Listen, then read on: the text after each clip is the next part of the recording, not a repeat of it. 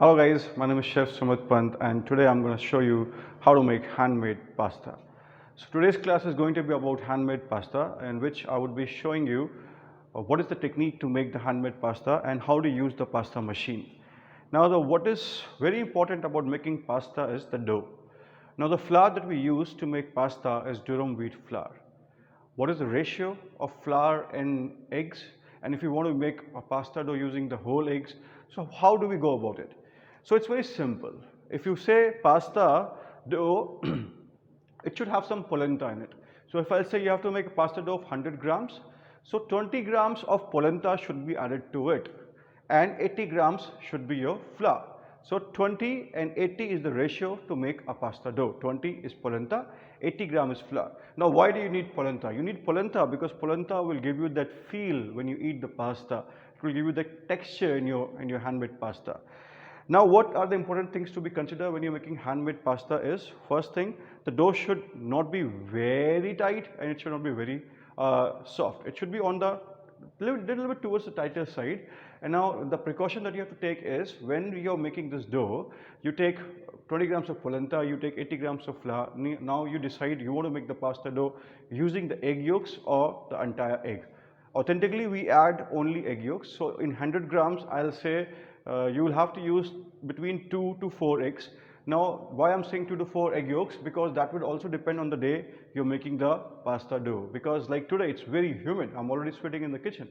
So today, if I decide to make the pasta dough, it may take only 2 eggs or it may take 3 eggs, but not possible that today it will take 4 eggs. On a very dry day, when there is no humidity, 100 grams of of flour may consume 4 egg yolks completely. So that completely depends on the day. The humidity factor is very important when you're making the pasta dough. Now once you put the pasta dough, you have to keep it covered in a damp cloth for resting. It is very important. And once the resting is done, then you can roll your pasta to the pasta machine. How it is rolled, I'm going to show you. Alright, so what I have done here is, I have taken the flour and I have here egg yolks. So I'm adding 2 egg yolks in the beginning, so I'll start to make a dough here, in which I have already added some polenta and salt, a little bit of salt, and now I'll add dough. I'll make the dough. Egg yolks I'll add slowly. I would also suggest you not to add all the egg yolks at once. If you need more yolk, you can continue to add more yolk. Like now I feel that this is still less, I won't be able to make a dough. So I'm adding the rest of the yolk. So this is roughly 100 grams of flour, in which there is 20 grams of polenta and 80 grams of flour, salt, and this is around 3 or 4 egg yolks. Now I'll make a dough and then I'll show it to you. Okay, so this is what I have now. After 10 minutes of kneading this dough, I've been able to achieve something like this. Now this is not very hard or very soft dough. So what need to be done now is the addition of a little bit of olive oil to finish off, and then I'll leave it covered in a damp cloth. You should never leave your pasta dough open like this. It gets dry very fast because it has eggs.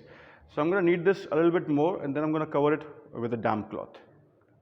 Alright, so I'm going to leave it now with a damp cloth for 10 minutes for resting. After that we'll start to shape this pasta.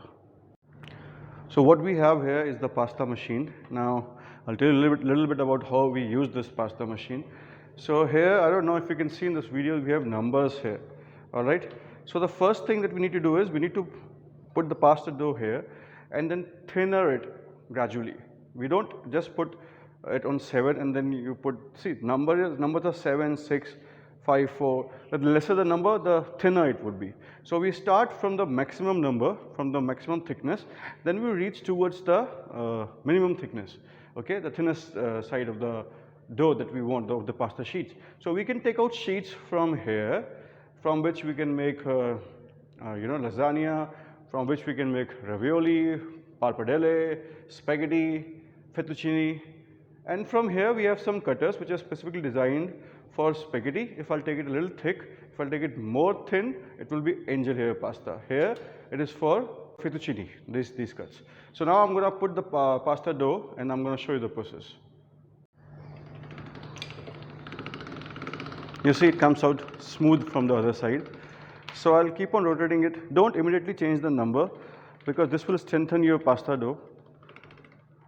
At least I'll advise at least thrice from the same number for a smoother texture of the pasta. Keeps falling down and then you keep it back.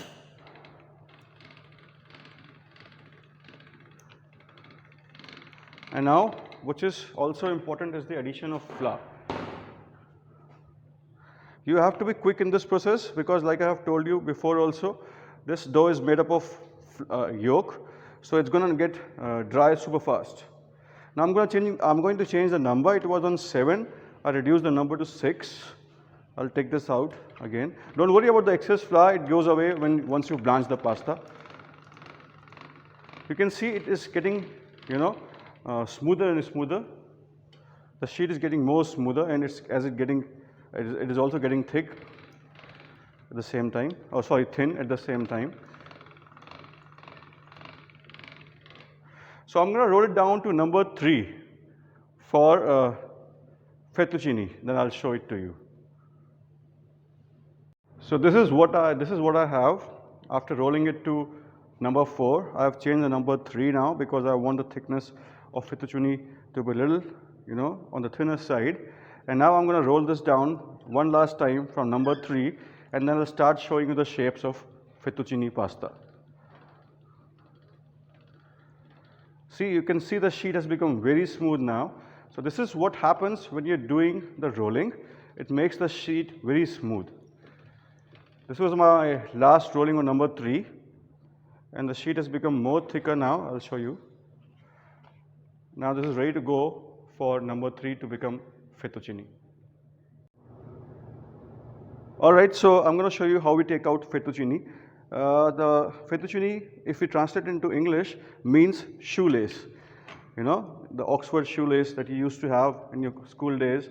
So I don't know if you can see this.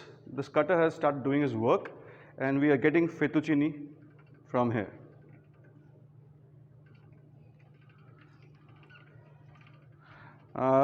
Length you can cut down as desired. I'm going to cut down the length later on.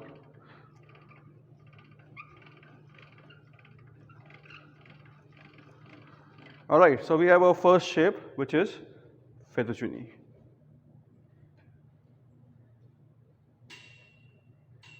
So we are ready to blanch the pasta, adding a little bit of salt.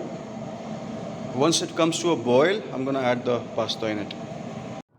So this is what we have after, taking the pasta from the pasta machine. This is spaghetti, this is fettuccine, and this is your pappardelle, which I just cut down from the knife. Okay, pappardelle means ribbons.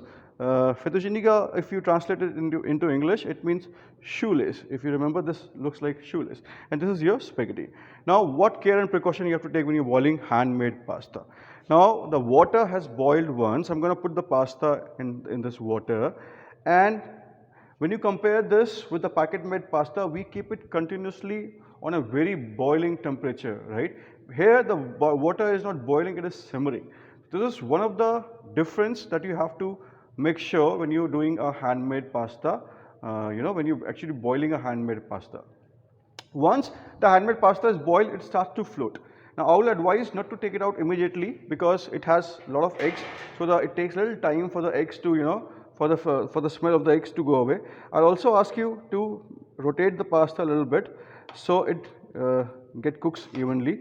And please never boil a handmade pasta. What happens is shapes, you can deteriorate the shape.